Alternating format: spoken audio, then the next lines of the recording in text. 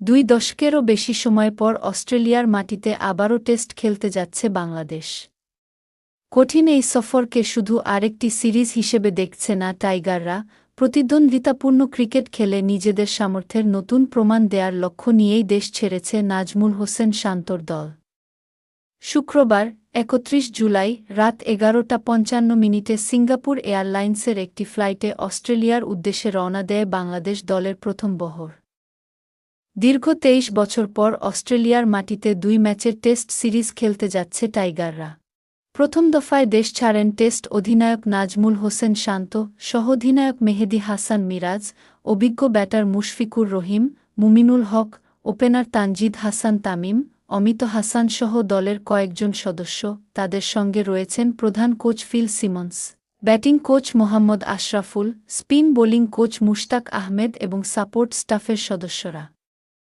দলের বাকি সদস্যরা পৃথক ফ্লাইটে পরে অস্ট্রেলিয়ায় গিয়ে যোগ দেবেন দলের সঙ্গে।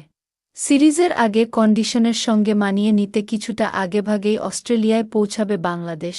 সেখানে একটি প্রস্তুতি ম্যাচ খেলার পর শুরু হবে বহুল প্রতীক্ষিত টেস্ট লড়াই। প্রথম টেস্ট শুরু হবে ১৩ আগস্ট ডারউইনের মারারা ওভালে। দ্বিতীয় ও শেষ টেস্ট অনুষ্ঠিত হবে ২২ আগস্ট ম্যাকাইয়ের গ্রেট ব্যারিয়ার রিফ অ্যারেনায়।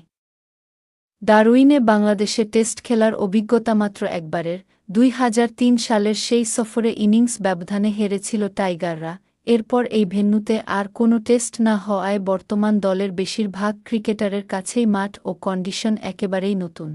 সফরের আগে সংবাদ সম্মেলনে অধিনায়ক নাজমুল হোসেন শান্ত বলেন, ডারউইনের কন্ডিশন সম্পর্কে খুব বেশি তথ্য না থাকলেও দলের বিশ্লেষকরা প্রয়োজনীয় প্রস্তুতি নিয়ে রেখেছেন।